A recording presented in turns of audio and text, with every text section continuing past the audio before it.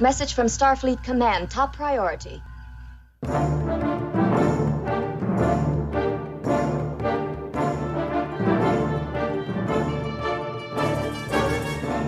You are listening to the TrekRanks podcast, a member of the Tricorder Transmissions Podcast Network. This is episode 138, featuring the top 5 scenes in engineering. Welcome, Star Trek fans. I am Jim Moorhouse. I'm the host of the TrekRanks podcast, and tonight we are returning to our favorite scenes in Trek series for the 12th time. Tonight, it is a classic location in Star Trek. It's that part of the ship where everything's always happening. It's top 5 scenes in engineering, and it really doesn't get any more Star Trek than that. So we'll be giving it all she's got tonight with 2 great guests for this topic. First up, returning for her 15th TrekRanks appearance, our good friend and host of the superb Snap Trek podcast and a real-life engineer herself, coming to us live from the Philadelphia Intermix Chamber. It's Jenn Tifft. Hey, how's it going, Jim? Yeah, it's going good. Good to have you back on. And I'm just saying I'm so thrilled for this topic. Thank you for having me on for this. This is the perfect topic for you. And our second guest tonight is making her 3rd TrekRanks appearance, hailing us from the engineering section on the NC Tar Heel in the North Carolina system. It's Dr. Beverly Falls. Welcome back, Beverly. It's so great to be here with a real engineer. That's how I feel. I'm gonna be asking questions the whole way through. So how does I'm very good at the fake engineering that made up the 21st century technology. I'm well versed in that. I'm good at made up stuff. I want to hear the real stuff. All right, this is going to be great. Let's get into our TrekRanks recalibration. What are you recalibrating? Everything. It's a sweeping, a recalibration of all systems. As regular listeners will know by now, general order number 1 of the TrekRanks charter is that we love Trek, and we love to rank Trek via some deep dive topics just to get the conversation started. And remember, it's not about the ranks. It's just our excuse to talk about Star Trek. And as the Vulcan Master likes to tell us each week, infinite diversity. In infinite combinations. No wrong answer. It's not about being right or definitive in any way. It's just about sharing the things we love about Trek, and we love it all from TOS to TNG, straight through to Enterprise and the Kelvin timeline, and now Discovery, Short Trek, Star Trek Picard, Strange New Worlds, Lower Decks, and Prodigy. It's all fair game here on the TrekRanks podcast. Black alert. Black alert. And a reminder that this episode of TrekRanks is current through 851 episodes of Star Trek, which currently translates to the 8th episode of Season 1 of Star Trek Strange New Worlds, the Elysian Kingdom, which was awesome. And one final reminder that we use episodes of the shorthand term, but the 13 films are always in play as well. And they are definitely in play tonight. Have boosted power to the communications bandwidth. And we appreciate that, Mr. Kim. And you can find TrekRanks on Subspace at TrekRanks.com. You can contact me directly at Twitter, at TrekRanks, at Enterprise Extra. And you can also call and leave us a message with your own picks at 609-512-LLAP. That's 609-512-5527. Imagine if someone was listening to this for the first time, how important all this information would be. That's why we do it. Okay, wrap it up. Jenn and Beverly, let everyone know how they get a hold of you on Subspace. Jenn. Yeah, you can reach me on Twitter. I'm at EatAtQuarks, and you can find my podcast, Snap Trek, wherever you get your podcasts. We love Snap Trek. And Beverly from UNC, the home of Michael Pillar. We love that. Oh, and I'm on Twitter at DrBNC89. Fantastic. 2 great Trek follows, and let's do it. Let's get into our Level 1 Diagnostic to get into this topic. Run a Level 1 Diagnostic series. Come. So really quick, everyone knows the drill by now. We love our Scenes and Trek series. So that means I'm doing our roll call of our previous 11 topics that we've done. We've done Scenes in a Turbo Lift, which was our first, and love that one. Shuttlecraft, Jeffries tubes, brig on location in a cave, in sick bay, on Earth, in a corridor, scenes on a cliff, and the last one was our top 5 fight scenes. And tonight we're doing top 5 scenes in engineering. And just to be clear, engineering that could kind of be broad depending on your prime directive. I mean, you have your standard engineering sets but you also have Discovery's Engineering Test Bay Alpha that houses the spore drive, and you've got little rooms above engineering that we've seen in TOS and episodes like Mirror Mirror, and I'd even be good with someone picking a location like the nacelle, the control room that we saw in Eye of the Beholder. And anyway, there's lots of options. So I think this is broader than just straight engineering. And I just thought of this. I'm going to do this right now. I'm going to spring it on Jenn and Beverly. What's your favorite engineering set? No prep. Jenn, what do you got? Okay, well, I have a lot of thoughts on this topic, unsurprisingly, but I have to go with the NX-01, the Warp 5 engine. Oh, that's a good one. It's so cool. It's just so cool. I mean, it's the one that looks closest to, to something that I would be familiar with. Everything I see there, I feel like I could actually go in and function, be an engineer there. Cool. I would need training, obviously, but it's close enough. I feel like there's something that I would recognize, and I do recognize, and they do a really good job of making that set be a transition from a control a reactor core that you would see today versus what you see from TOS on, and it's a really good transition. And the Warp 5 engine is just so sleek. It's got that cool catwalk. I love the controls on top, and it also has my favorite thing in that room, which is, of course, Mr. Charles Tucker III. Of course. I was like, what could it be? Oh yeah, I know what it is. Beverly, how about you? What would be your set that you picked right off the top of your head? My set would be Voyager with B'Elanna Torres puttering around. Although Prodigy with the Protostar might be fun too. You know what? I didn't think of this actually. This is a spoiler for my picks. I love that Voyager set, and they have that little room upstairs in the back, where they have a lot of scenes back there where it's like a little bit of a control panel that I didn't think about picking that. I should have done that. Yeah, there's a lot of nooks and crannies in that set. Yeah, which is really interesting, but really fun to walk around there and see what you can see and hide in there and do your little calibrations or whatever you're doing. And I also love the just the visuals of the Voyager warp core. That's my favorite warp core. Yeah. It's very soothing. And I like that Prodigy shout out's good too. That's really cool. I guess that means I have to pick one too. I might have picked Enterprise and I might have picked Voyager, but since you guys picked them, I'm going to go with the classic TNG set, because that thrumming warp core is really the greatest thing ever. And you got to give a shout out to Geordi's wonderful table, the pool table. Oh yeah, it's the pool table will be coming up in my good. That's awesome. So good. All right, fantastic. Let's get into everyone's prime directive now and see how everybody broke down their list. But what you're proposing is exactly the kind of tampering the prime directive prohibits. Okay, Jenn, starting with you. How did you come up with your list? Do you have a detailed prime directive or just something wide open? I can't wait to hear this. This was probably my hardest prime directive to come up with.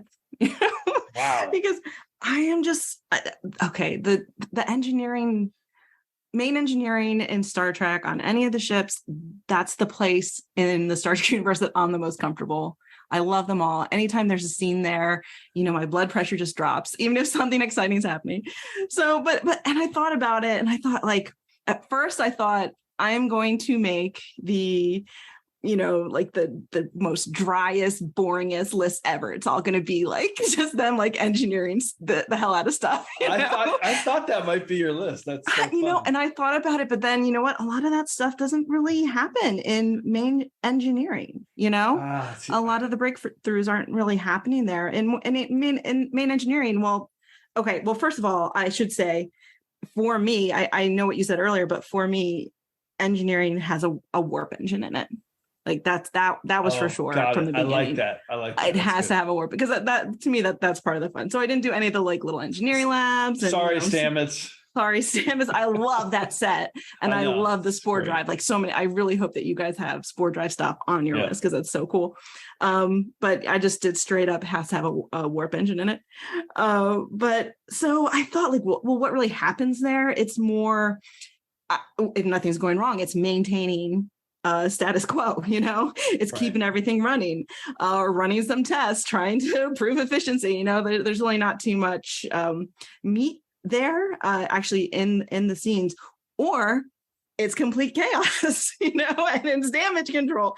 And those scenes are less about the actual engineering than it is about like the excitement and the, you know what I mean, and what's going on in the explosions. But you know what I mean? So I was like, okay, I'm not going to do the boring engineering list. I'm going to wait and hope that you someday do like an engineering problem miracles. Miracle Workers is on the long list. Yes, exactly. Miracles is on the long list. Yeah. So this is more just scenes where the actual it actually being in engineering is meaningful in some way. Got it. But it's not necessarily about like our engineers like engineering things. You know what I'm saying? I thought more about the location than the actual engineering, I think. Got it. For my list. Okay. How about you, Bev? How did you break it down?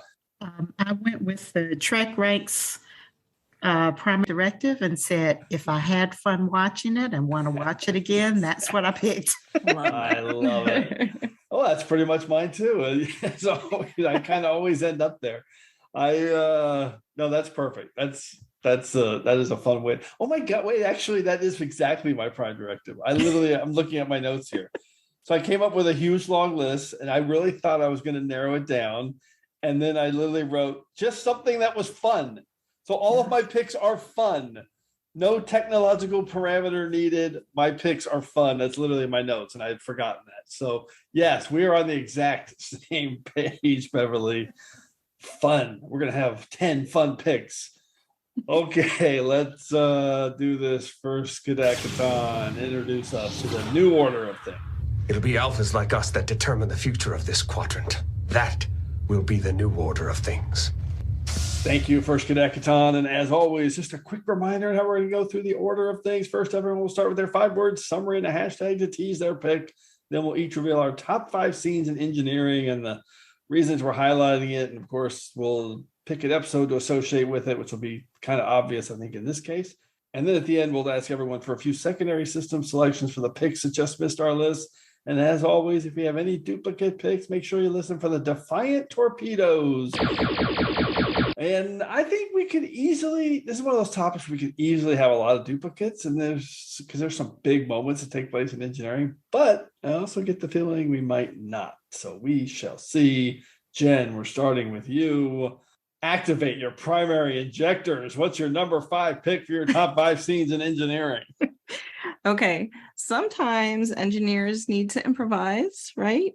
And add in some margin for error. So I am cheating right off the bat. Okay. Here. And I am picking. You didn't tell them how long it was really going to take. Exactly. So I am picking 2 scenes here that I can't think of one without the other. They're very, similarly structured. So I had to pick them both. 5 words that don't impress me much. Hashtag whether you're a princess or warp field theorist. And these scenes are TOS season 3, episode 2, Elan of Troyes, and Enterprise season 1, episode 11, Cold Front.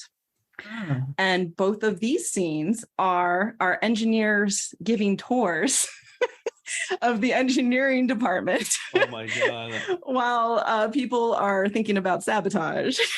Oh my God. It's a classic Snap Trek pick. You know what it is? That's funny. This is the Snap Trek pick. I can't help it. What the hell do these two have in common? Coldfire and Elan of Troyes? I can't help but make those connections, I guess, but I can't think of one of these things without the other. It's so funny. And I forgot about the sabotage element of Elan of Troyes. So the Cold Front one is super funny because this is early in Enterprise season 1, and so you could tell that they have Trip saying stuff to try to like teach us about what's happening in engineering. It's really for us than the delegation that he has there. But he does his little spiel, but he's doing it very, very high level. not a very deep dive, I guess, like he's like, look, this antimatter and antimatter reactions, they make they make energy, and then we channel it to those big cylinders you might have seen on the outside of the ship, like he's doing it like he's talking to like children, right. And the guy's like, oh yeah, the nacelles, they create the subspace displacement field, or and he's like, I'm a warfield theorist. I love that. And it's like, oh, okay, I've been, these guys obviously know what they're talking about. How else do you think we're hanging out by the plume of Agasauria? Exactly. So it's really funny because he switches gears right away, and he gets one of them asks a really smart question. He starts answering it with a little bit more technobabble, and the technobabble that he says is really fun to listen to, because it's actually pretty good. But meanwhile, that's just in the background, because meanwhile you've got the Suliban, who's think is sabotaging that warp 5 engine, but what he's really doing is you don't find out until later that he's actually stopping a future cascading failure event from reaching the reactor, because this is temporal Cold War stuff. So but it's just such a fun little scene. You learn a little bit about the engine, and I always think about how Trip reacts to that versus Scotty reacting to him having to give a tour in engineering to Elan and her delegation, who are really just in engineering because they want to know where everything is, so that they can send a transmission, to the Klingons, and and do some very bad things. But it's really funny because Scotty is having none of this. He's like, Kirk, why are these people in my engineering, in my space, versus Trip is very Southern hospitality.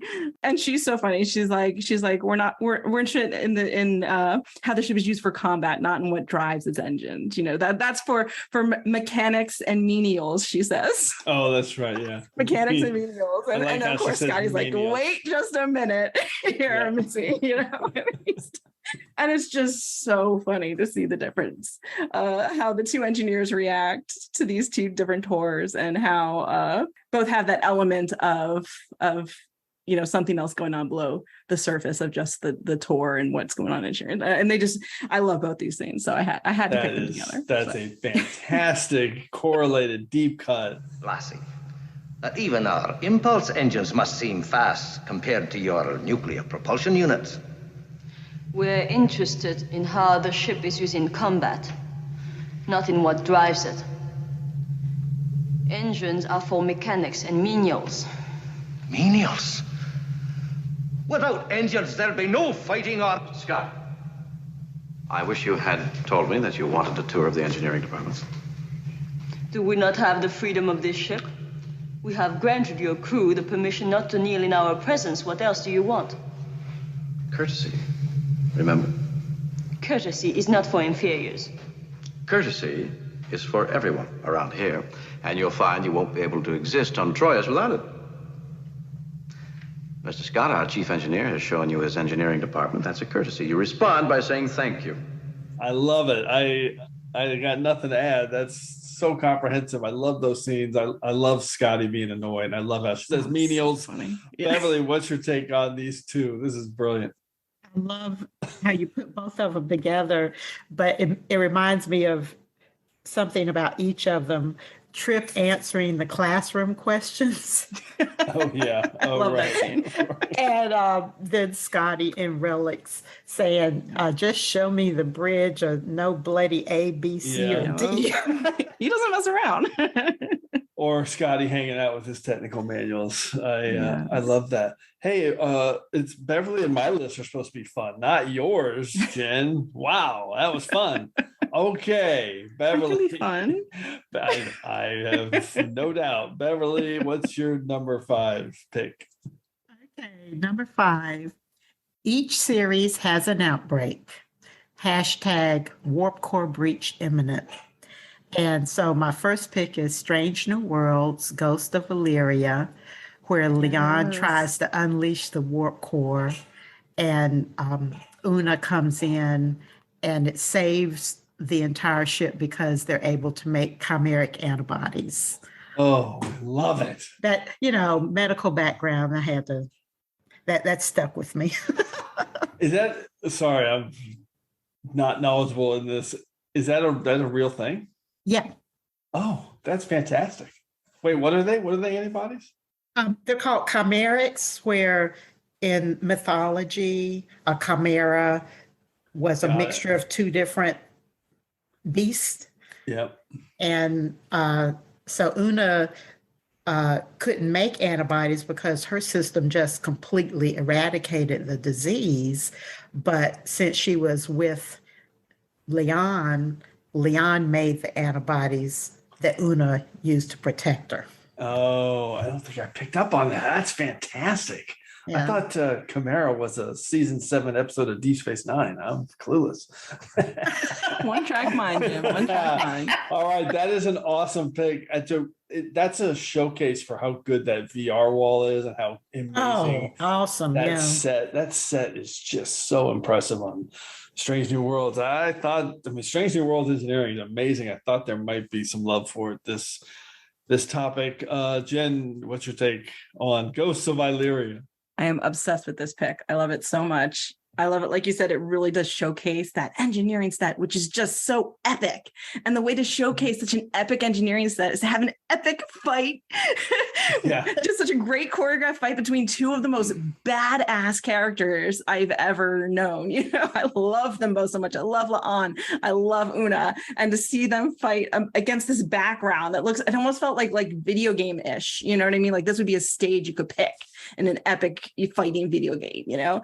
And they're so great, and it's just so well choreographed, and then at the end she's on top of her, and you see the light coming out of her chest, and it's just everything about it. So, but I just love that in comparison to then like what's happening in engineering. We got this warp core behind her, and she's like a little mini warp core, you know what I mean?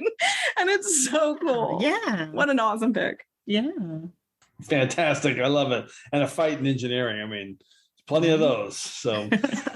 Okay, my round 5 pick, 5 words in a hashtag, building a house of cards, hashtag on the warp reactor. And this is an action sequence from Enterprise Season 3, Episode 10, Similitude.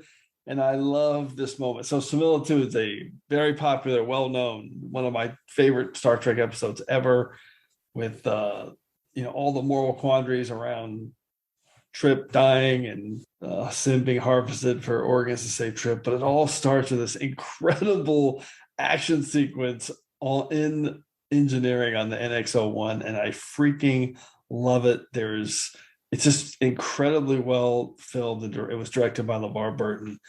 The explosions, the complete visceral feeling of it. Some great techno babble, compressing the antimatter stream before it hits the ejectors. Something's flooding the intake manifolds. Dropped impulse. I've lost helm control. Trip status. I've got a primary injector flare. I'm shutting down.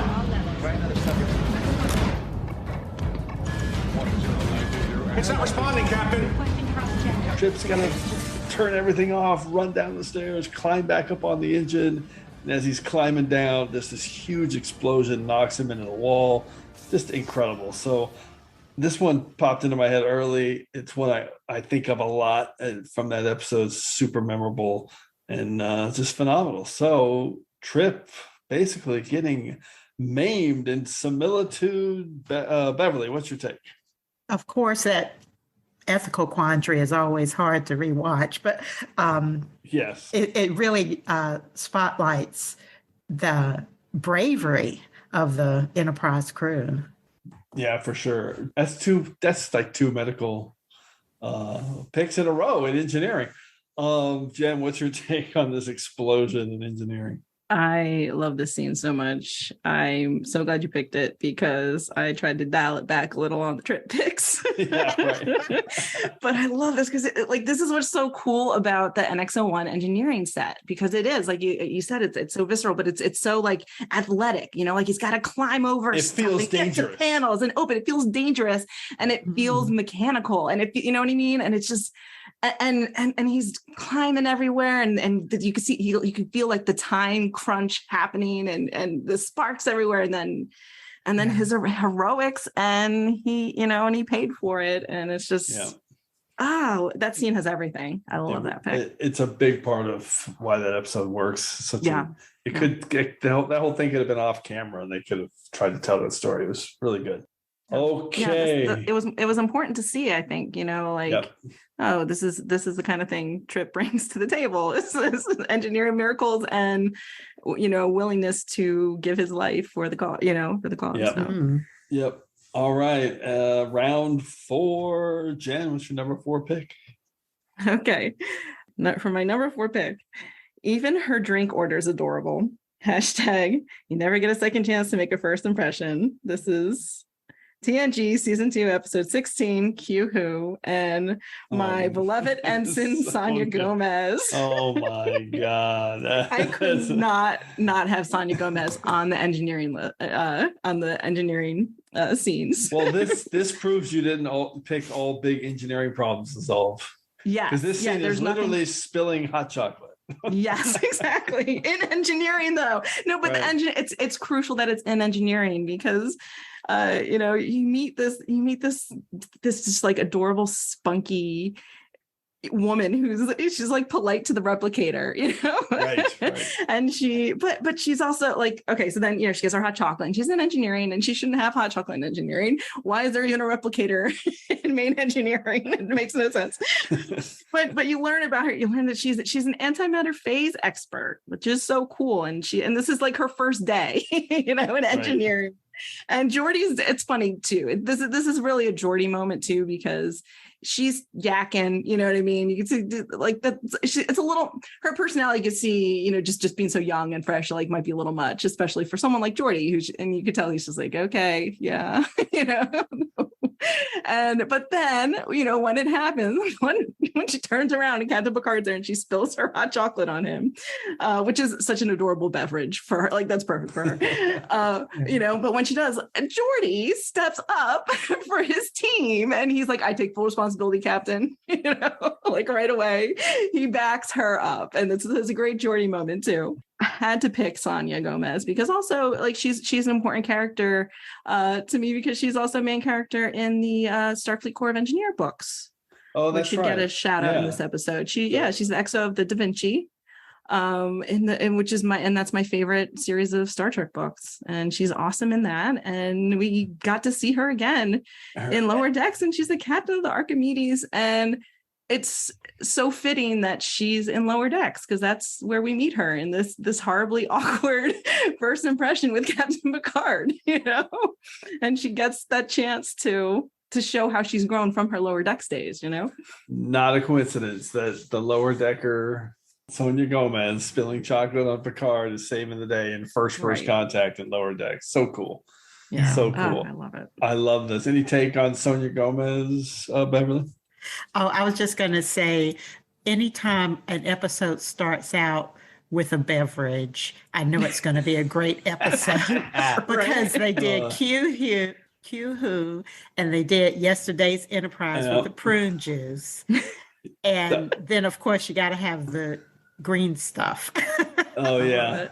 No, those are two good examples for sure. And shout out to Lycia Knapp, the actress who played her. I love this pick. It's so cool that she's come back in First Contact.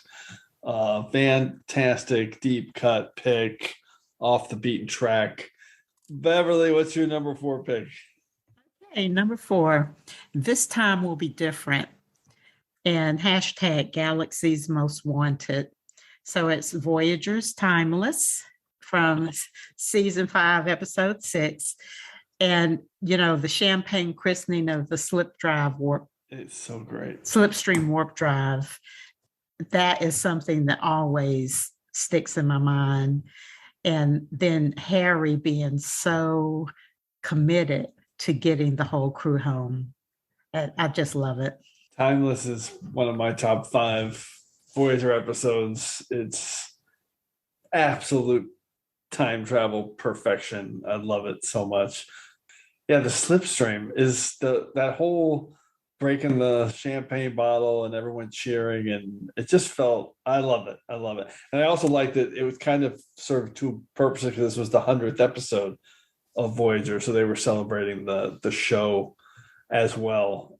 Timeless is an all-time classic, showcasing that. It was funny because I definitely was thinking, man, I'm going to pick Timeless. And then when I went through it, I was like, I think I won't, because I was more into the Harry and the Delta Flyer stuff. But I love this pick, Timeless.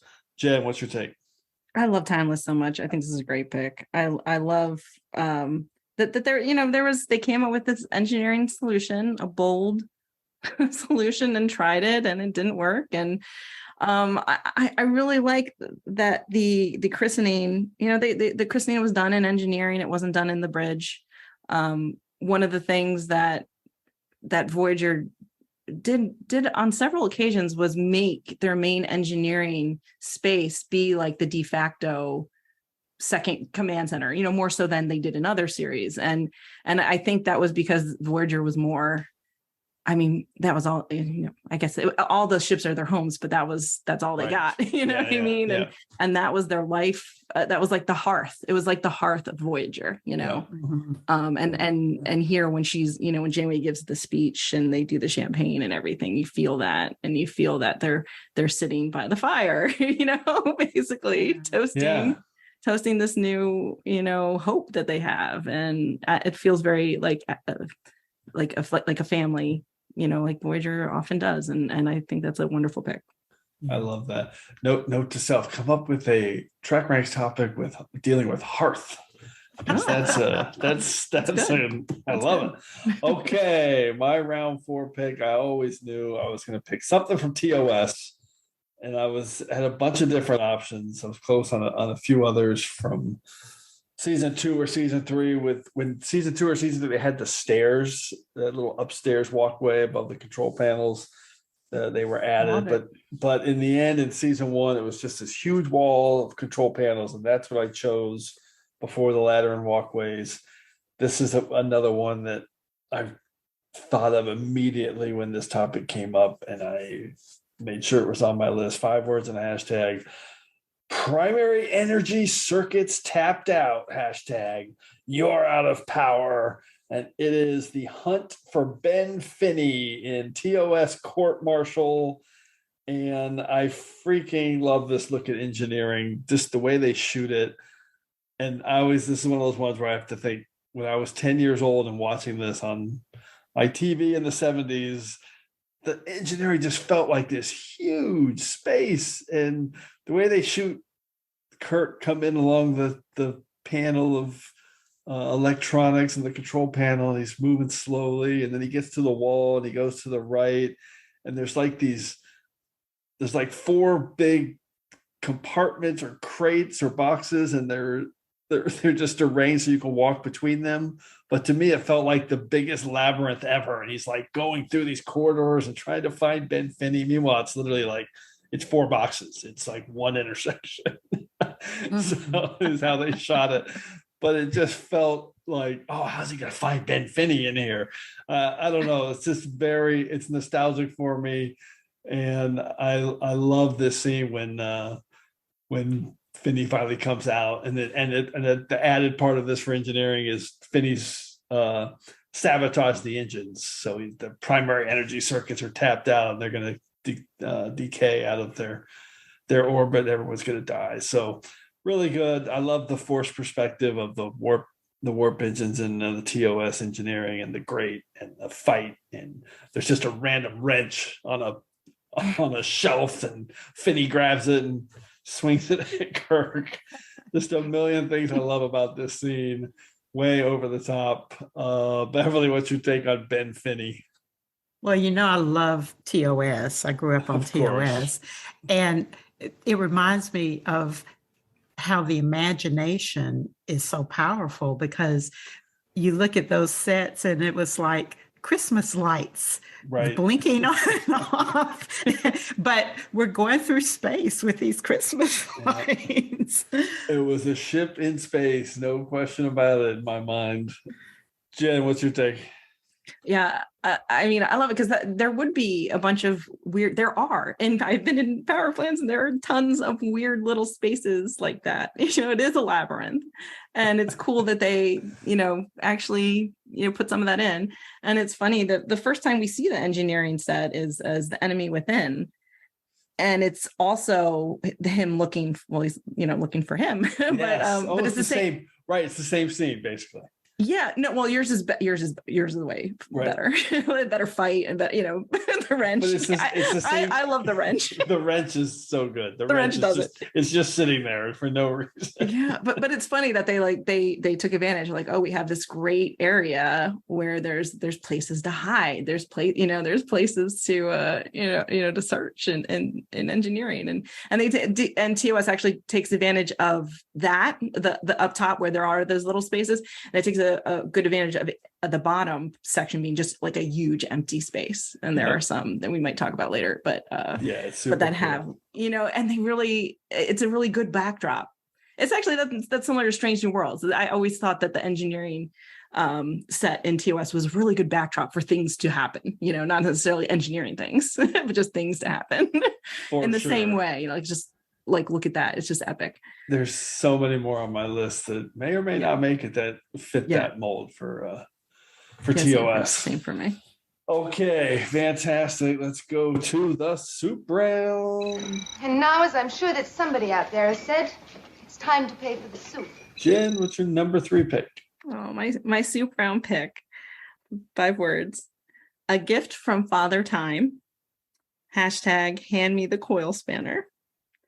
And this is Enterprise Season 3, Episode 21, E Squared. And I swear, this is my last trip pick. It's a great scene. I mean, this is Trip and his son engineering together. Oh, that's right. It's just the background of if he gets to engineer with his son. This is something that Trip hasn't experienced. This is something that his son hasn't gotten to experience, because you learn in the scene that Trip died when he was young, when he was 14, and it's just wonderfully done. They're improving the NX-01. They're modifying the plasma injector assemblies and reinforcing the hull, and so that they can go faster and make it to the meeting with Degrad. And they're just engineering. And his son's like, hand me the coil spanner. Like you would have like your man-to-man quote unquote talks, with your dad while you're fixing the car. You know what I mean? Right. Like just has that feeling about it, and the way that the scene's directed, it feels, it has that feeling to it, and it's just such a lovely little scene. And it's funny too, because his son, and Trip's funny in it, because he's like, yeah, around the eyes you look like my dad, but those ears, those are all from your mom. You know what I mean? And he's joking, and it's cute too, because his son then laughs, and he's like, yeah, I'm half Vulcan, but I haven't suppressed my human side, and it's a little bit different, than we've seen before, and he's great, and you can kind of see both Trip and T'Pol in that character, which I love. And he has this great line. It's just weird seeing like a Vulcan say this line. He said, "You were a good father. It's strange being able to tell you that." Like contemplating the strangeness of something doesn't seem like a Vulcan thing. It seems like a Trip, human thing to do. And it's just such a lovely, the way he delivers that line. It's just lovely, and that scene just always gets me. That's a great deep cut. What's his son's name? Lorian, yeah. Lorian. That is a fantastic deep cut pick. I never would have thought of that, but it's really emotional. It's really, really well done, especially with what happens afterwards when Lorian kind of turns on everybody. Right. Beverly, what's your take on E Squared? Jen, I'm so happy that you're making me appreciate Enterprise a lot more.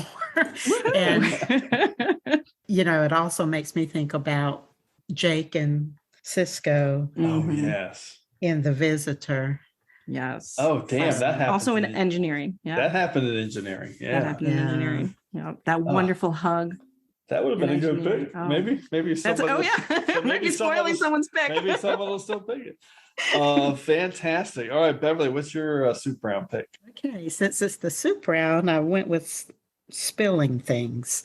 So the five words are: a terrifying foe becomes canon. And the hashtag is spilt milk, and it's Q-Who. Oh, that's a perfect super outfit.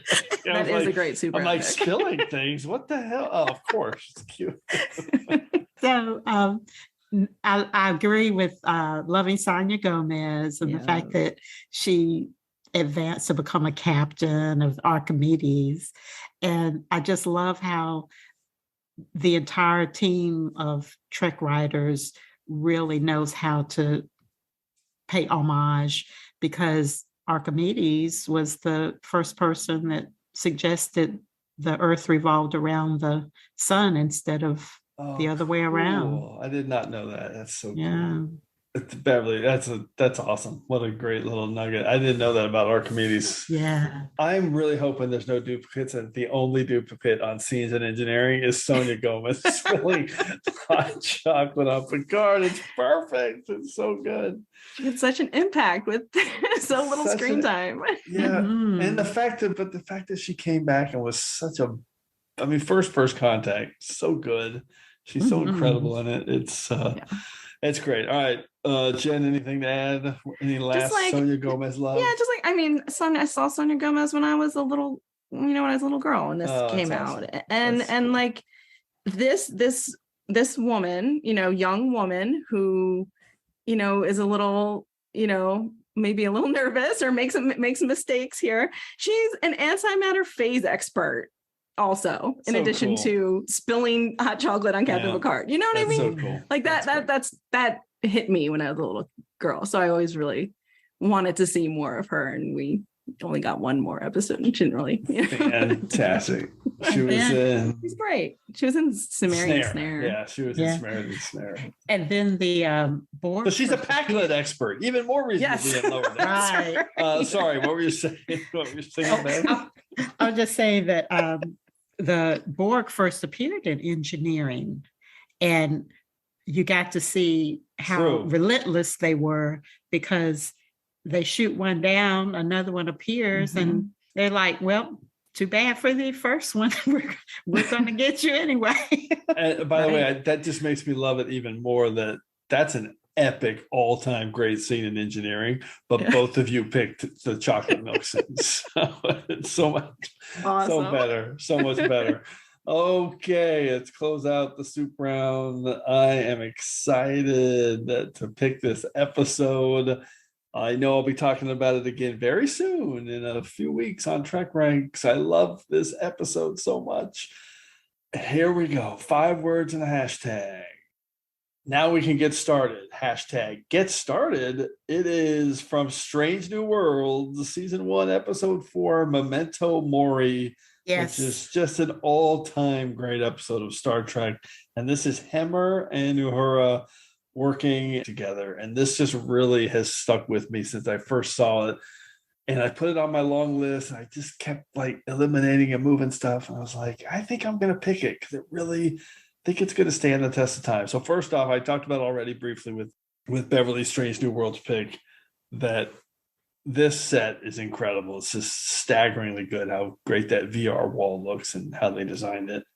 And I love this one because I feel like the pair of Uhura and Hemmer together, it's really cool. Hemmer's hurt. He's trying to talk to Uhura through some tasks. And it's a fun scene. And I love this moment where she's feeling very good about what she's doing and getting accomplished.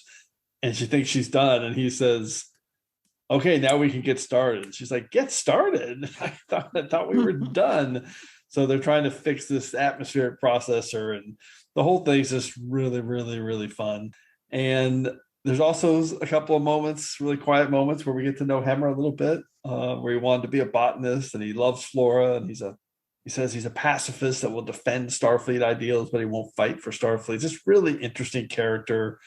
The whole thing's just great. Oh, and you have the final great moment with this action scene where they're in their EV suits and they're venting the hole, and they're in their EV suits trying not to get sucked out. And Hemmer says that the Anar think that the end only comes once you fulfilled your purpose, and his purpose is to fix what is broken. Such a great line for an engineer. And Uhura, of course, doesn't know her path, but you get the feeling that Hemmer's, going to be a part of that. So it's just really, really great. I love it so much, this episode and scene. Jen, what's your take on this one as an engineer? Oh, I have a lot of feelings about this. I love it so much. We know that Uhura is great at everything. And that's one of the things I really like that they seem to be, they seem to be doing in Strange New Worlds. Like, she's excelling everywhere she goes, which of course she is, because she's Uhura. Yeah. But we also know there also was moments in TOS where we saw that she was specifically good at like fixing electronics and engineering type stuff. Yes. And so I loved when they put her with Hemmer, because we know that she's good at that. And she's one of the reasons she's good at that, we now know, is because she had a Hemmer to show her the ropes and engineering, which I just love. It just adds, it's just one of the many, many things that Strange New Worlds adds to make stuff in TOS even more meaningful. I really appreciate the writing in this episode between them. Like, I mean, the moments you called out, but specifically the techno babble that when he's telling her what to do. And he's giving her instructions. I'm like, oh, that technobabble was a little bit light. You know what I mean? And then when it later on, he's like, okay, now we can get started. I'm like, yes. Yeah, exactly. Like, that was how well written was that? That, like, I thought the technobabble was a little light, and then sure enough, it was, because that wasn't even the beginning of what they needed to do, which I thought that was really funny. That was really good writing. It really is. And Hemmer, what a great chief engineer to have on the Enterprise. I love his character. I think he's a wonderful addition. He's just like you said, that line for an engineer to fix what is broken. Oh my God. Yes. I love him. I love Hemmer, and I love Uhura, and I love them together. And that's an awesome pick. Great. They're technically in the cargo bay for a lot of that, but they are in engineering, so you just count the whole episode as engineering extension. Right. Oh, that's right. Well, because isn't that the cargo bay, because that's where the air of course, so that's where I thought and then they blow out. But you have the engineer. All right. Yeah. Well, hey, what did I say? And they are in they are engineering first at some point in that episode. In my defense, I'll say it's obviously the same set as engineering, just reconfigured with the VR wall and everything. And it's an extension of engineering, because they're doing the engine. They have to do the engineering, and everything's been blown up. The equipment's so big. Yeah, everything's blown up around them. So so really dumb. Nice job there, Moorhouse. But hey, I said at the beginning, you said at the beginning, there's engineering adjacent picks. Yeah, this is one of them. It is. So, Bev, what's your take on this? Well, first off, there are some episodes of any movie or any series where you just say, that was a perfect episode. And Memento Mori is that for me. It jumped immediately to the top of my favorite list. And, when Hemmer said, well, engineers' most important tools are his mind and his hands. Right. And then Uhura tells him, well, I'm enjoying it here. Actually, engineering is a lot like linguistics. Both are dependent on how seemingly unrelated systems communicate. And I was like, yeah, that's engineering. So good. She's so smart. I love everything her. Between them is really, really strong in this first season. Love it. Okay. I feel vindicated on my stupid pick. That's a good let's pick. Go. I'm just messing with you. Hey, all we want to do is talk about shit that we like about Star Trek, and that's what we're doing. So, and that was a fun pick. That's a fun pick. Jen, what's your number 2 pick? What's your round 2 pick? This is my nostalgic pick. Okay. Just admiring the beautiful breach. #temporal narcosis emoji. And this is TNG season 6, episode 25, Timescape. Oh yes. Oh, And yeah, that's nostalgia. That is nostalgia. You just want to be stuck in time, standing in engineering, watching it explode. Yeah, I do, and that's honestly why I picked this, because this blew my mind when I was a young child, that the reason they could figure out that time wasn't stopped, but that it was moving really slowly, was because Data was able to see the warp core breach, because it was moving so incredibly fast that he could process it, and he could calculate the rate of expansion of the explosion, and from that, use that data to figure out how long they have. And that literally blew my mind when I was a kid. I was like, wow, that is so cool. And I really like the visual of it.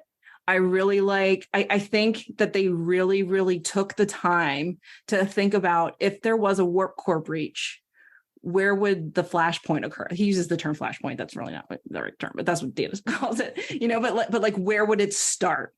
And how would it look? How would it expand? How would you see it at the very, very initial moments of this explosion occurring and expanding? I think they really, really took the time to research what that would look like. And of course, then, they did make it a little bit flat for Picard to make his little smiley face. Right. But besides that, but I just love it. I just think it's so neat. And it just really, really captured me, and really captured my imagination when I was young. So I had to have that one on my list. I love that. That's one of those classic Brandon Braga. That's his script. That's where his mind, his ability to, that thing you said about Data being able to perceive the explosion at the microscopic rate. I love it. That is classic Braga. Really, really great episode. Beverly, what's your take on Timescape and the scene in engineering? It's another one of my favorite episodes. It was funny watching Picard get sort of time sick. Right. Oh, yeah. Right. Temporal narcosis. Yes. That was funny. And then they also were able to bring it in to the new series Prodigy, where they had the ship split into the different times, and everyone was going at a different rate of speed. Mm-hmm. Yeah, that's good. And where did we just see Time Sick? Was that in that Prodigy episode? There was just a time sickness reference. Was it? Oh, I know what it was. It was Picard season 2, because yes, it was Guinan's time sickness, because he showed up and exchanged those words with her. Right. He said to her what she had said to him, and she threw up. Yes, that was so good. That was so good. It's all linked together. Oh, and that's funny that Picard was involved with that scene too. Yeah, that's really good. And the time amok in Prodigy is just that was a good shout out, because I think that episode captured my children's imagination the way that Timescape captured my imagination. Yes. They talked about that episode for weeks, thinking about how long Rock Talk was alone, and and how did this work? How fast was time moving here for this guy? And they talked about that for weeks. So full disclosure, that time amok is on my secondary systems. I love that. Mm-hmm. Okay, Beverly, what's your round 2 pick? Okay, round 2. You are not the captain. # it's exciting. And this just always amuses me. Kirk and Scotty beaming aboard a starship traveling at warp, and Scotty ends up in the pipes going toward a whirling turbine, and just by happenstance, there's a release valve. I know. That is so funny to me. This ship is exciting. Beverly, you did not lie. Your list is fun. I love this pick. I love that moment. I love how much people hate this moment. The snooty fans who just can't get over it. It's such a fun, it's just an epic movie moment. They beam in, and now here's an action sequence where Scotty's in the pipes, and you got to get him out, or he's going to drown or get chopped up. It's just such a classic old time movie, exciting 80s kind of adventure feel. I love it. And it ties me back to the voyage home because Scotty went and gave the transparent aluminum to the guy. Dr. Nichols. Yep. And McCoy says, well, aren't you altering the timeline? He says, how do we know he didn't create it? And so Spock says, you're the one that created transwarp beaming. And he said, oh, it never occurred to me. Space is the thing that was moving. and then to know that he beamed Captain Archer's prize beagle away. And he's so sorry about that. It's so funny. I'm still not over that one. Come on, Scotty. That's not cool. Jen, what's your take on this fun pick? I am so glad you picked this. This is one of my toughest cuts. It's so bad it's good. Seriously? # Scotty's beer run. Oh my God, that's so I great. love this scene. I never, ever will get tired of the fact that they just punt it on making an engineering set and instead use a brewery, a Budweiser brewery. So good. Factory. So good. It makes me laugh so hard.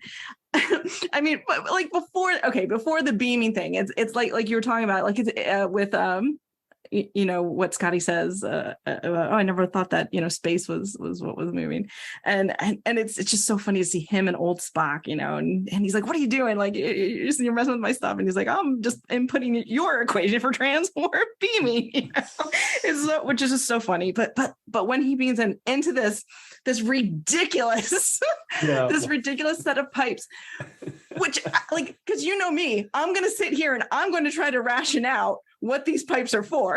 Hey, the ship needs water somewhere. You know what? And they tried to explain why they punted and just had a beer factory. They're like, oh, all of a sudden now the Enterprise has a bunch of water turbines. Okay. And they mentioned this several times. Like I swear this set belongs here. There's water turbines, where they say water turbines like 5 times in this movie. And it makes me laugh every time. But so you have these pipes, these water turbines. Is this water hot? Like, is it being, you know what I mean? Because if you think it's being propelled, if you're using it for propulsion for the turbines, it's hot from the reactor, or is it cooling water, or is it like radioactive? Like, I think Scotty needs to see the doctor. It's comfortable body temperature. It's not, though. There's no reason for it to be, but it's just so funny, and who cares, because it's hilarious. It's so funny, and it's narratively necessary too, right? Because you have to show that there was some kind of consequence for them doing this transwarp beaming. Otherwise, just like, oh, we did it. We did this amazing thing that was impossible and it worked perfectly. Like, that's worse than a ridiculous scene like this. You know what I mean? Scott, can you hear me? It is a classic 80s Spielberg kind of just moment in movies, just action movies, just upping the ante, just okay, they're doing this, it's cool, but what's the next thing? How do you make it this? And that's the thing that Spielberg and Lucas did so well, and JJ does so well. And the control panel is so fun. He opens for some reason there's a hatch on this pipe that's above the ceiling, so on the ceiling. And he releases the hatch, and Spock is like, oh, somebody activated the water turbine control panel. The water turbine control panel, sure. Turbine release valve activated.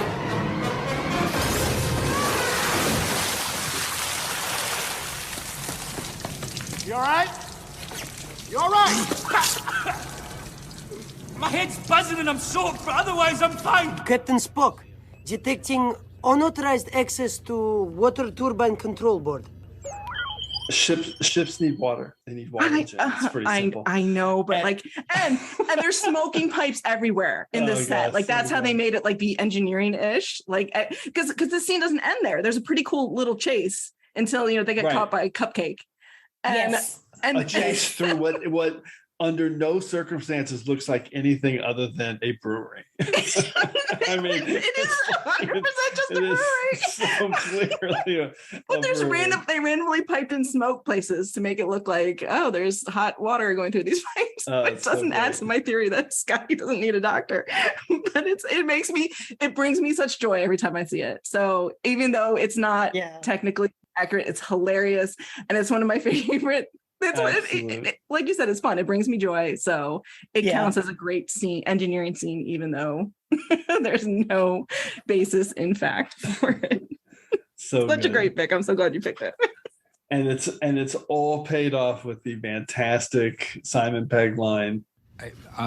Yes. Can I get a towel? Under penalty of court-martial, I order you. So good.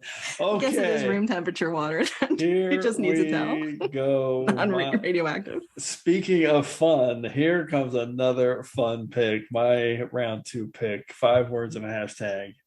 A tricky, nimble little ship, hashtag.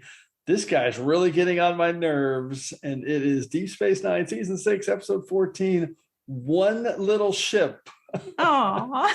And I love this pick. Every moment in this episode that takes place in the awesome Defiant engineering set, which is just a fantastic small little set that they built on a very small budget, and it just looks so good. I love this set. There's LCARs everywhere, but in this episode, it's such a key focus point. Here's the whole crew, well, not the crew, the bridge crew, working to repair the warp drive, but actually trying to regain control of the ship from engineering.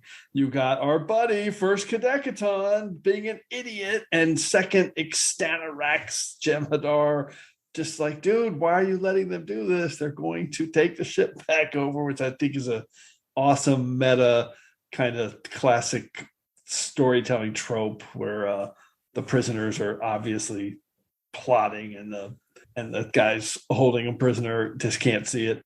Anyway, it's just super fun. You got you got Nogs trying to override the bridge control lockouts. Kira's the one working on the warp drive.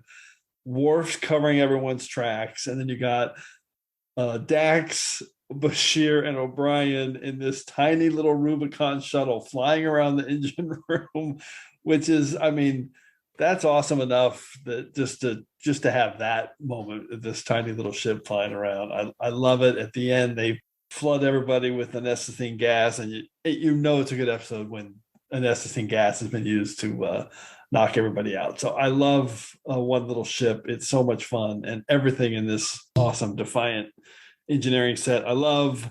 Jen, what's your take on this one? Yeah, I never would have thought of this in a million years. It's such a great pick. It is. It's so much fun, and I really like the engineering set for the Defiant for all the reasons you stated. So, and it's so neat seeing it from different perspectives. and you've got literally the whole crew. You got like 7 of the main stars working on this, and they're all working together in this set. Yeah, Beverly, what's your take on One Little Ship?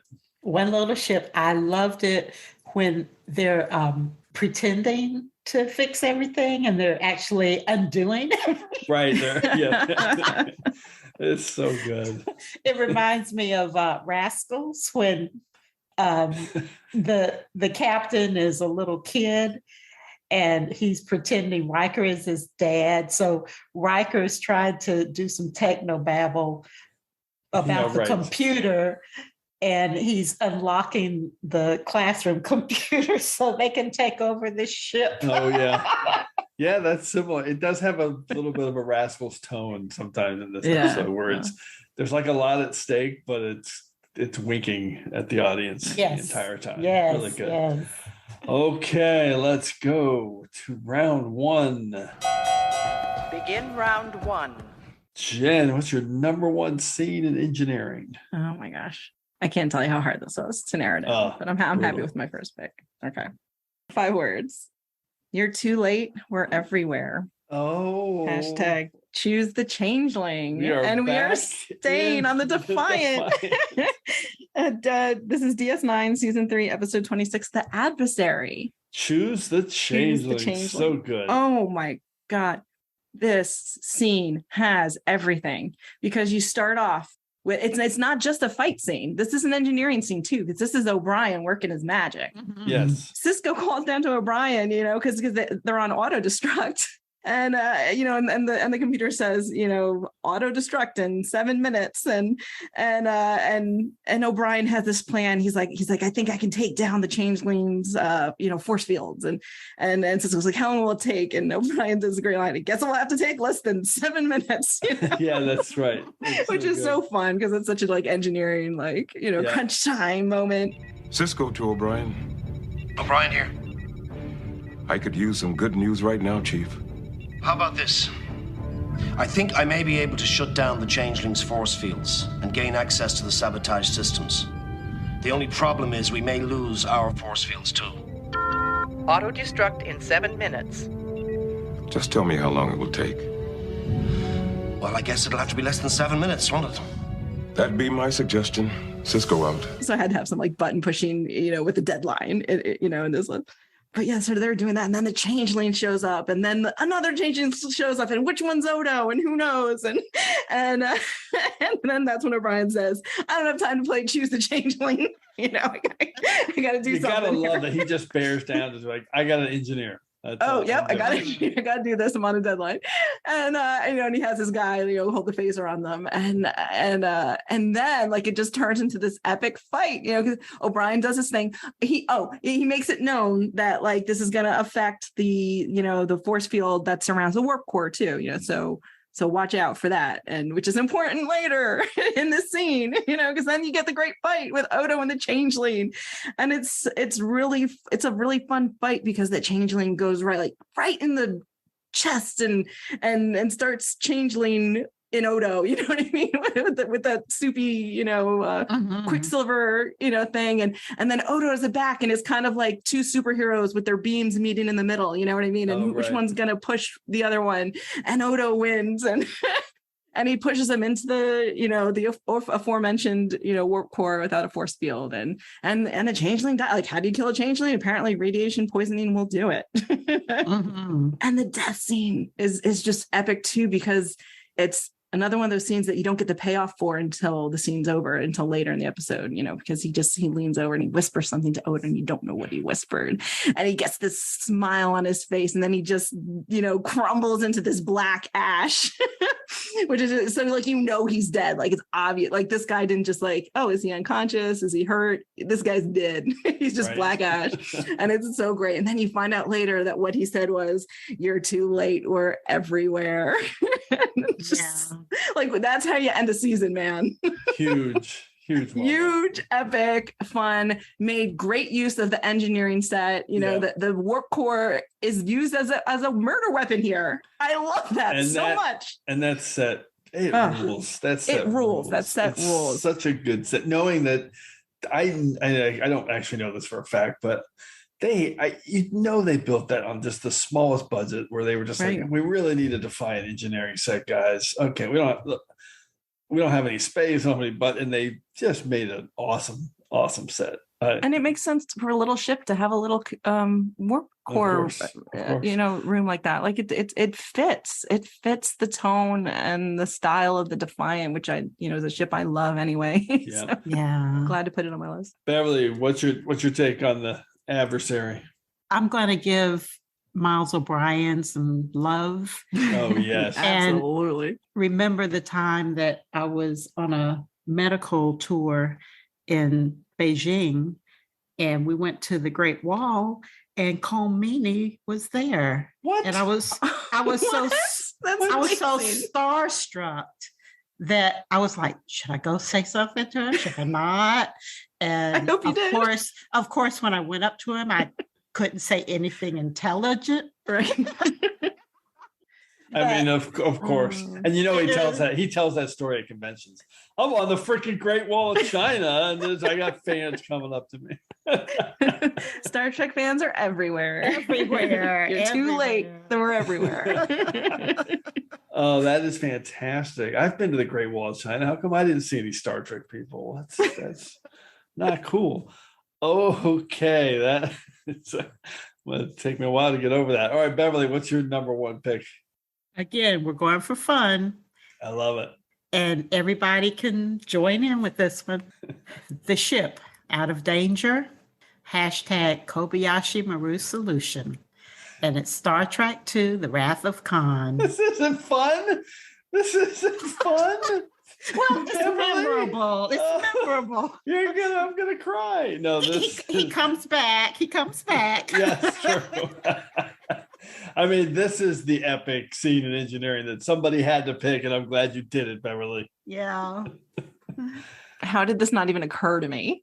Oh, this was on my list where I kept being like, I'm not gonna pick it because I'm not gonna pick it. I want to pick some other things but somebody has to pick it. So Beverly, I'm so glad. Yeah. Go ahead. Yeah, keep going, Beverly. That's it. Yeah, Okay. Right? I mean, ship out of danger. That's really all you need to know. This was my toughest cut for sure. It's this is Star Trek. This is the moment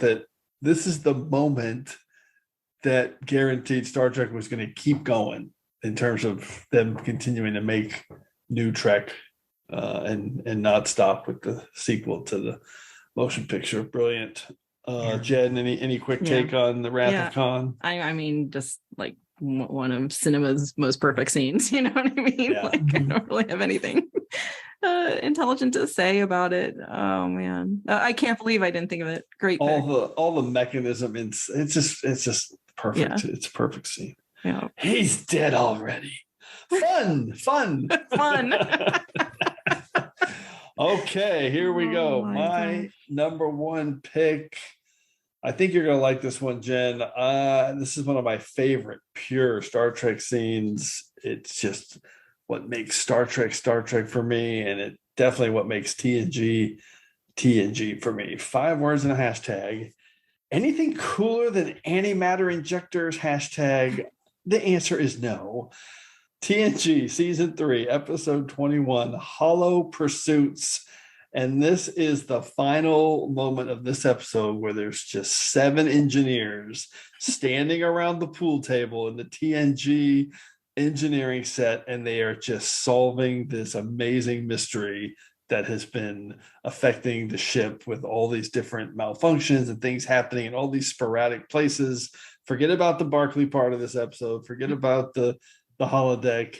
This scene is just a great mystery. There's this amazing technobabble, the magnetic clench on the fusion pre-burners, fuel inlet servers stuck in a cycle. If they were, the swirl dampeners would be frozen too. There's antimatter injectors are jammed, the anti-grav units down, transporter malfunctions, the twisted glass. What's the connection? And I just love the logic model on this. They're just brainstorming. They're all thinking about different things.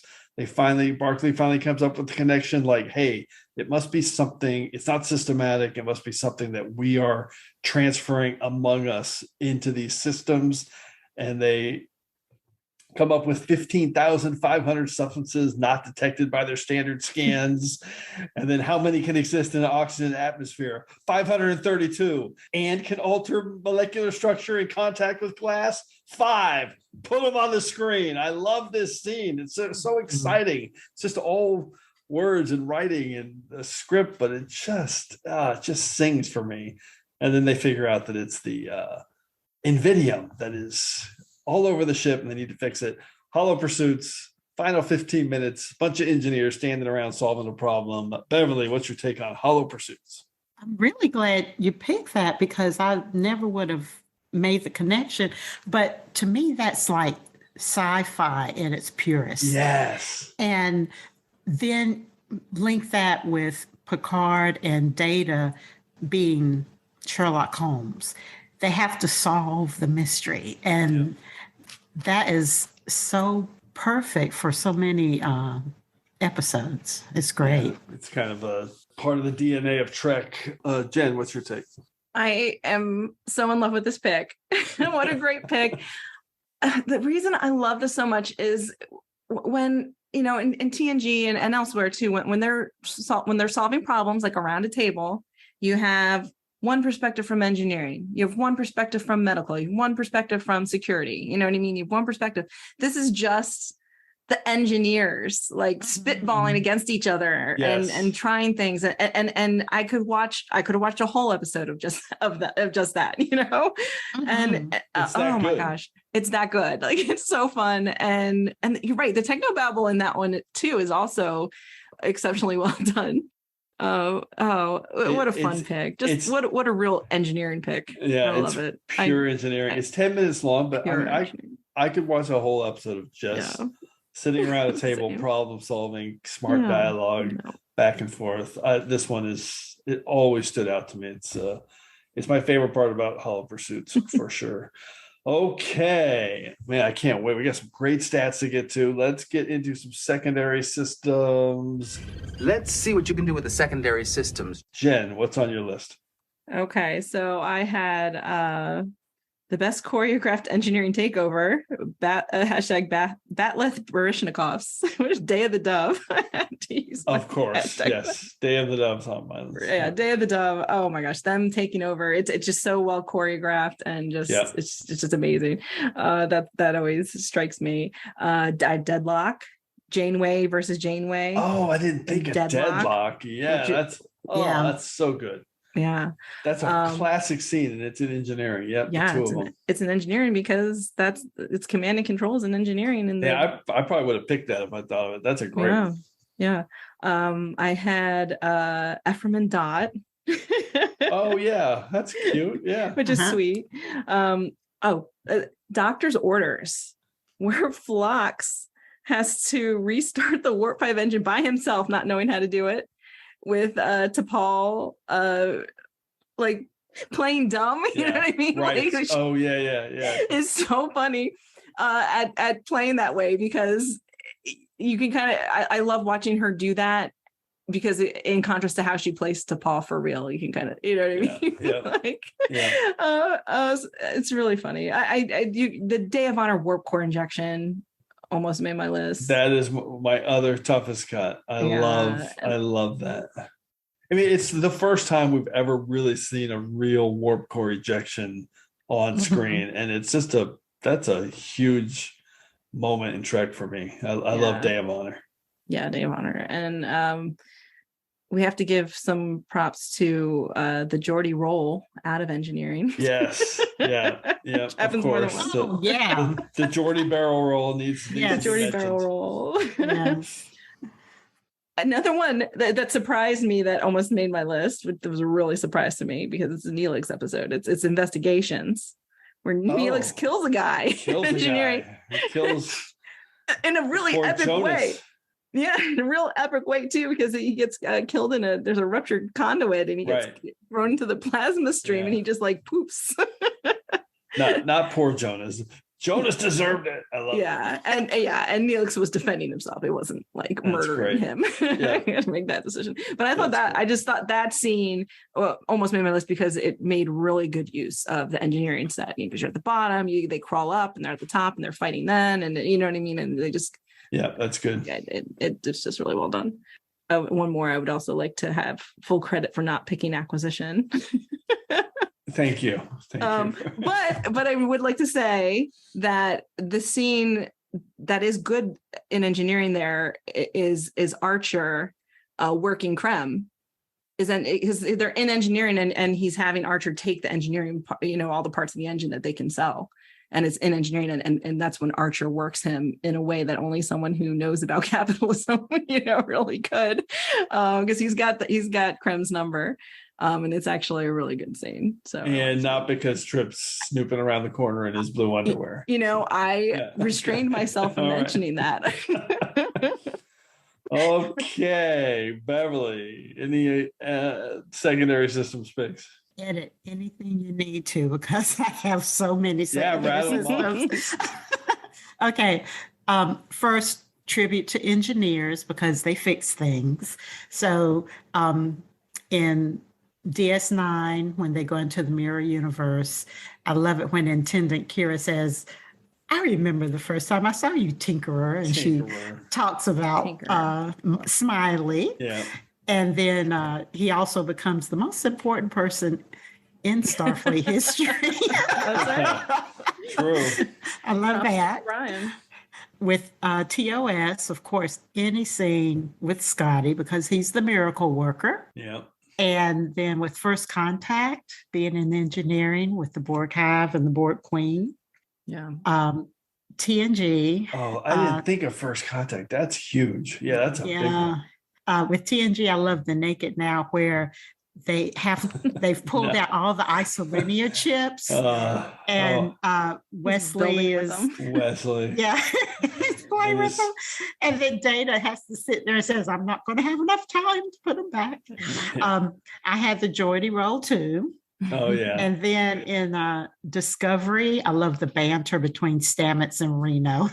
I love them. That's on my list. Yeah. Yeah. They're great together. Mushrooms, I picked them off my mushrooms. pizza. Yes. Yeah, right.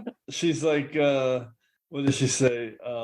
Something about like, it's a greenhouse. So she said, I didn't think a greenhouse counts as either critical or propulsive, but what do I know? I'm just a gearhead. I love that. Yeah, I love those scenes. That's an oval for Corone. That was definitely on my list. Right. Yeah. And then I have some trivia. James Doohan got an honorary PhD from Milwaukee School of Engineering because half of the school's students credited his character Scotty with inspiring them to pursue a career in engineering.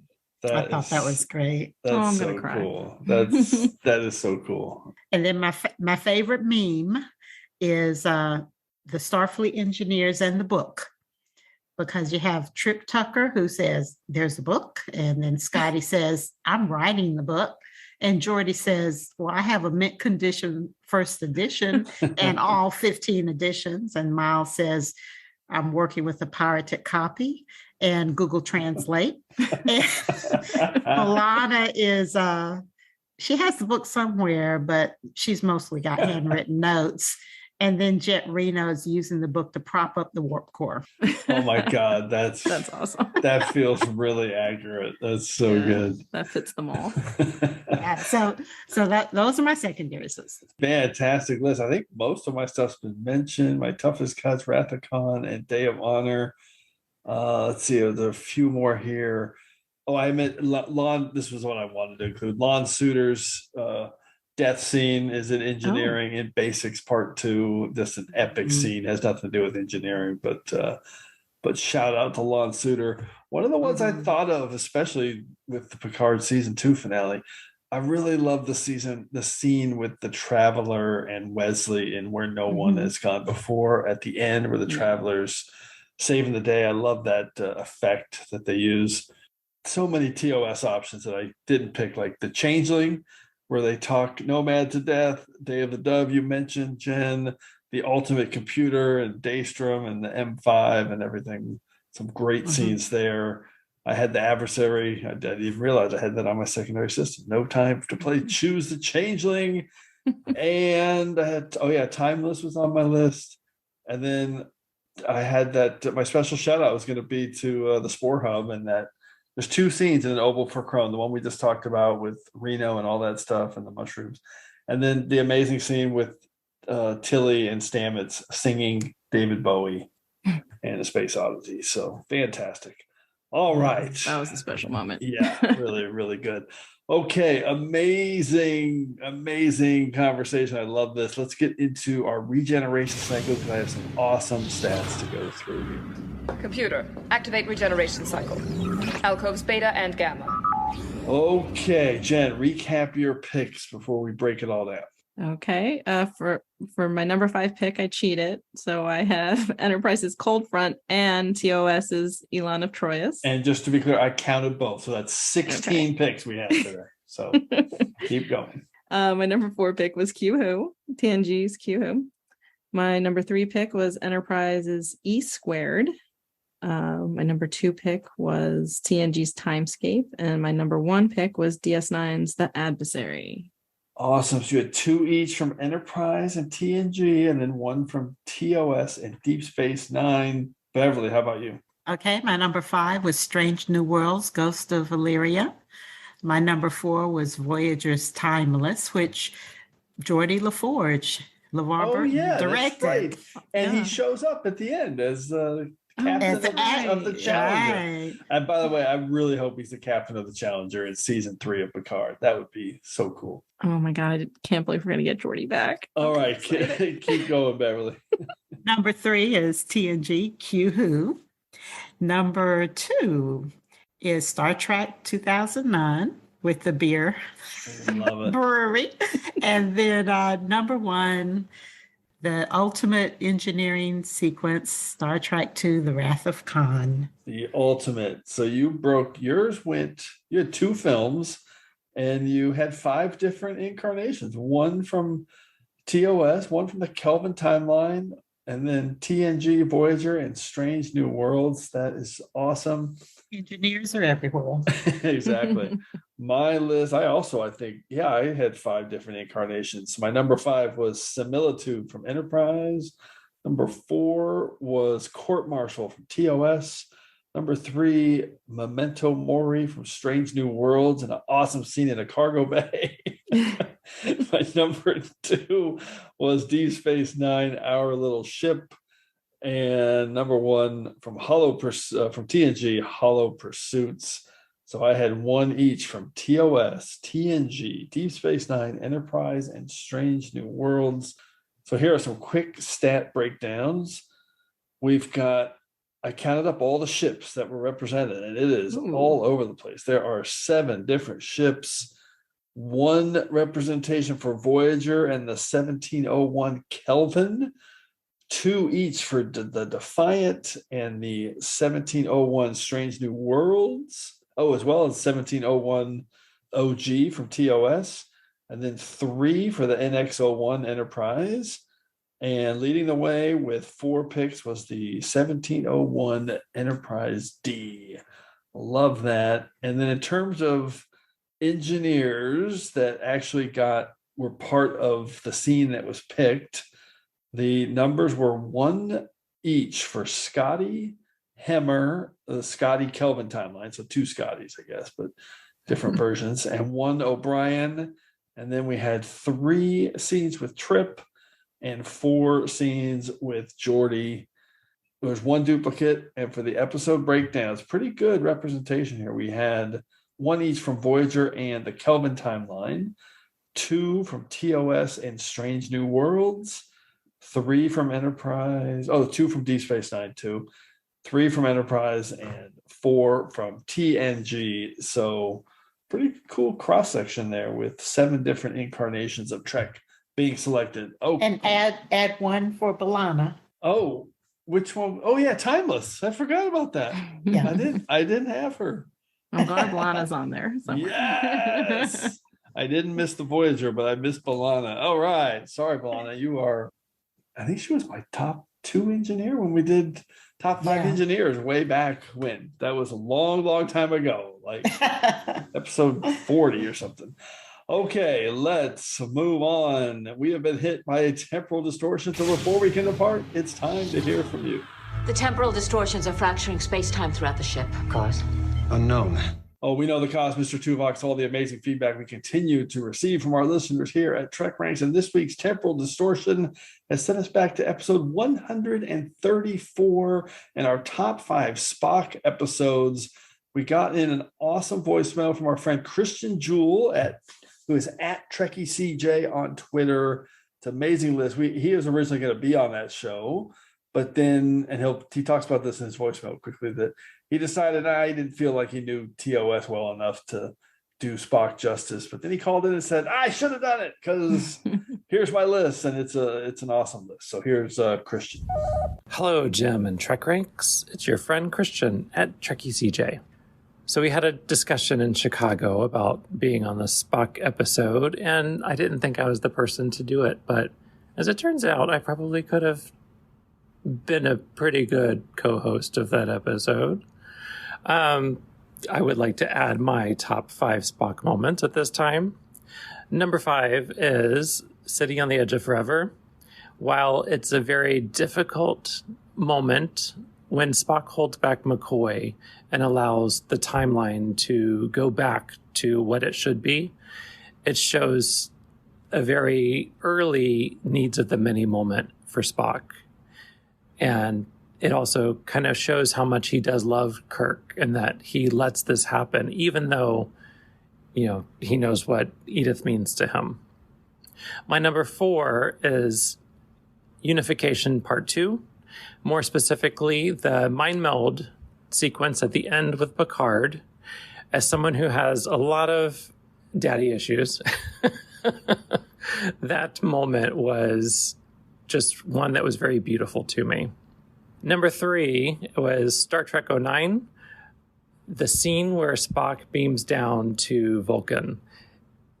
There's not much that's said in that scene. It's really just an action sequence, but it's my favorite beam down sequence in all of Star Trek. When you see him get up on the pad and reassemble down on Vulcan, and that scene always gives me chills, just the way Zachary was able to pull that off. Number 2, this is the one that I'll use of 5 words. I didn't make that for all of them. Jim, your name is Jim.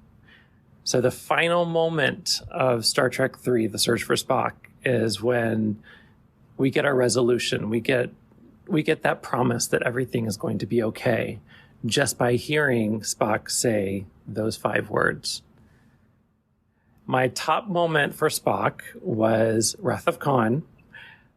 The scene when he's on the bridge, he's overhearing what's happening in the nebula, what's happening with the Genesis device, and he makes that decision. He pauses, he turns, and he leaves the bridge. That scene always chokes me up, and it just, that's Spock. He will always give his life for the needs of the many. All right, that's my 5. Thanks so much for having a wonderful podcast. Thanks so much for all of the positivity that you bring to our Trek community. Okay, so all right, so I love those picks, all heavy hitters from Christian, and I think Christian just came up with a new topic for me to add to our long list of scenes in Trek. It's top 5 beaming sequences, which he mentions. So I think we could. I've always thought about doing transporter room stuff, but maybe we should do beaming sequences. Anyway, that's gonna happen. You could get a whole episode of beaming sequences. That's awesome. Pirates. For sure. Pirates. Oh, pirates, yeah. All right, and Christian, is that going to be on TrekRanks very soon? We got him locked in for a topic that's coming up here in a couple of weeks. That's at TrekkyCJ. Give him a follow. Those picks, more than enough to clear ourselves from this week's Temporal Distortion. So as always, I want to thank everyone for all the great responses to the TrekRanks podcast. Keep your list coming to me at TrekRanks on Twitter so we can retweet them. But we also want to hear from you. So put together your own list of top 5 scenes in engineering or a list from any of our past shows. Give us a call at the Tricorder Transmissions at 609-512-5527, or you can just send me a DM, record it yourself, and we can link up that way. Hopefully we'll hear from you so you can be featured on the next episode of TrekRanks. And on the next episode of TrekRanks, we are doing another recap show. There's just so much new Star Trek. I love this. We're doing our top 5 Strange New Worlds Season 1 moments. We're currently through 8 episodes of Strange New Worlds. We record this.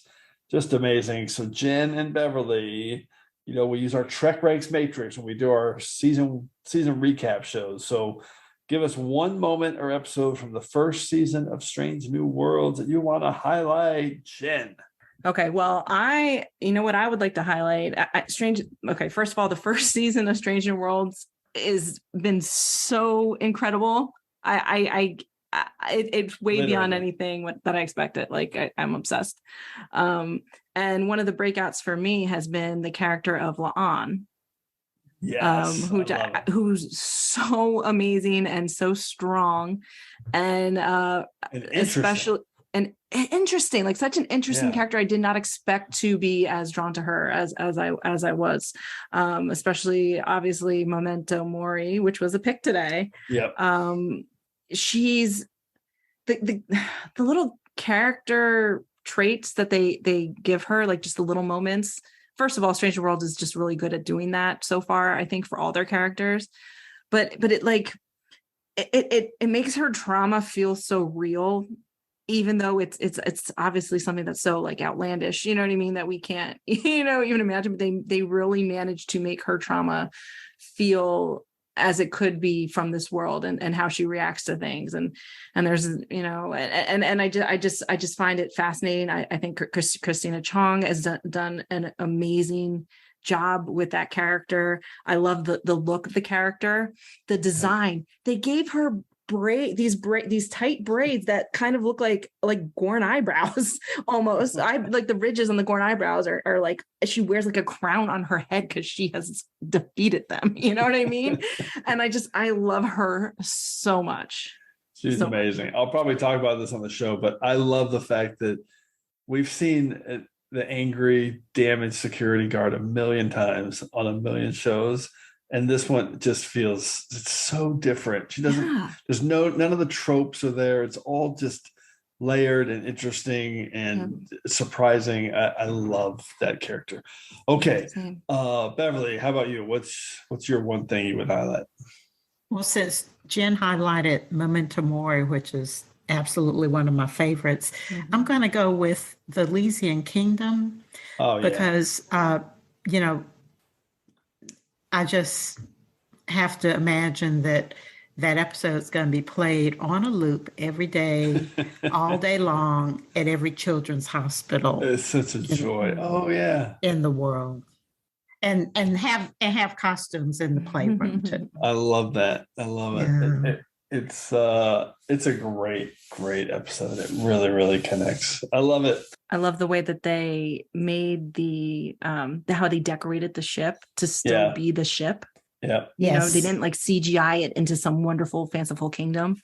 Yeah. They left the reality of it. Yeah, it's a practical set. Yep. It's just so well done. I just adore the way they chose the choice that they made to do that, to make it still be the ship just with like decorations, And you just couldn't feel any more classic TOS. It's just really amazing. Oh, I love it. And having grown up on TOS as a 6-year-old, it just reminds me of how the young people now being introduced to Trek, these types of episodes make them feel a part of it immediately. For sure. This one's it's a connector. Yeah. I love it.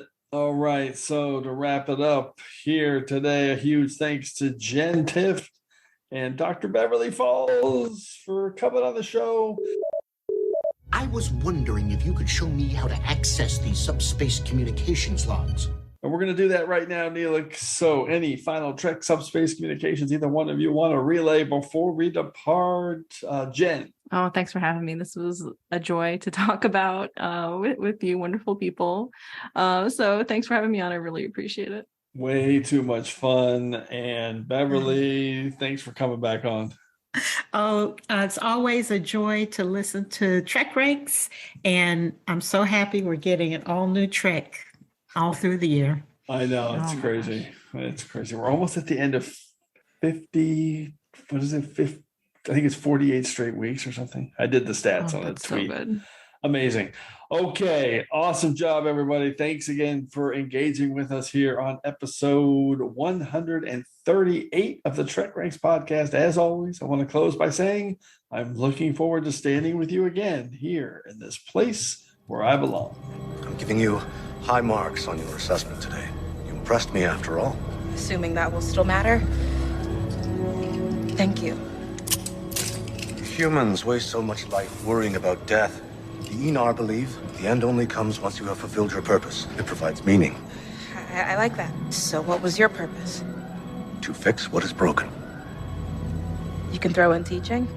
Maybe even being inspiring. A little. And you? What do you feel is the purpose of your life's path? I really don't know. Does that mean I'm not gonna die? There's only one way to find out.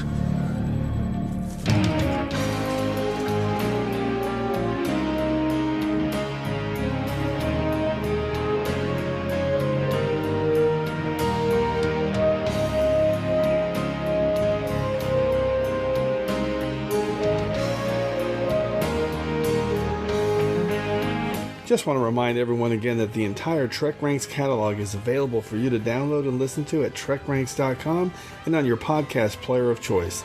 Our episodes never get carbon dated, so check out the topics you've missed and maybe just want to listen to again over at TrekRanks.com. And a reminder to check out our friends 5-Year Mission at 5yearmission.net. They're writing a song for every episode of Star Trek, and you won't believe how great their music is. They also have a podcast at the Trek Geeks Network, so seek them out. You won't regret it.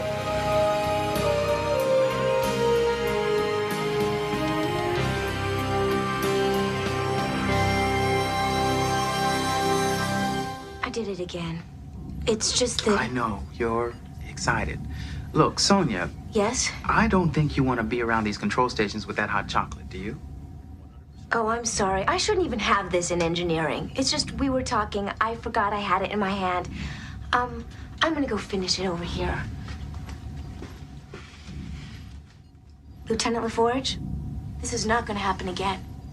Oh, no! Oh, I'm sorry. Oh, Captain. Actually, it's my fault, sir. Indeed. Oh, I wasn't looking. It's all over you. Yes, Ensign, it's all over me. At least let me, sir. Ensign. Oh, Ensign Sonia Gomez. Ensign Gomez is a recent Academy graduate, Captain. She just transferred over at Starbase 173. Is that so? Well, Ensign Sonia Gomez, I think it will be simpler if I simply change my uniform. Captain, I must accept full responsibility for this. Yes, Chief Engineer, I think I understand. I just want to say, sir, that I'm very excited about this assignment, and I promise to serve you and my ship, your ship, this ship, to the best of my ability. Yes, Ensign, I'm sure that you will. Carry on.